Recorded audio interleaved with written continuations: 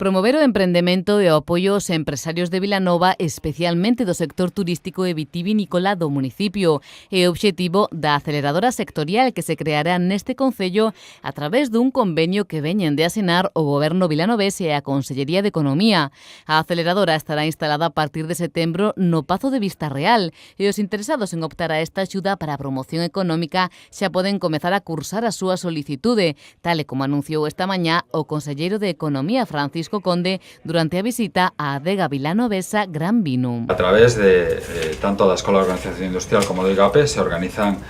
diferentes iniciativas, sobre todo orientadas á formación, orientadas á orientación dos proxectos, para que poidan madurar eses proxectos, para que eses proxectos poidan salir a mercado ou ben se poidan consolidar no caso que xa estean no mercado. E despois tamén a través da aceleradora incluso lle damos unha posibilidade de obter financiamento a través de SIES Galicia, a través de outras iniciativas vinculadas en este caso coa Consellería de Economía, Emprego e Industria. O obxectivo, xa digo, que intentar acadar eses 22 proxectos que é o máximo que se poden recoller en cada unha das convocatorias. Acompañado polo delegado territorial da Xunta en Pontevedra, José Manuel Corestourís, e o alcalde vilanovés, Gonzalo Durán, o conselleiro coñeceu de primeira man esta adega, unha das que conta con máis proxección e que exporta o 90% da súa produción. Y es un ejemplo de que estamos hablando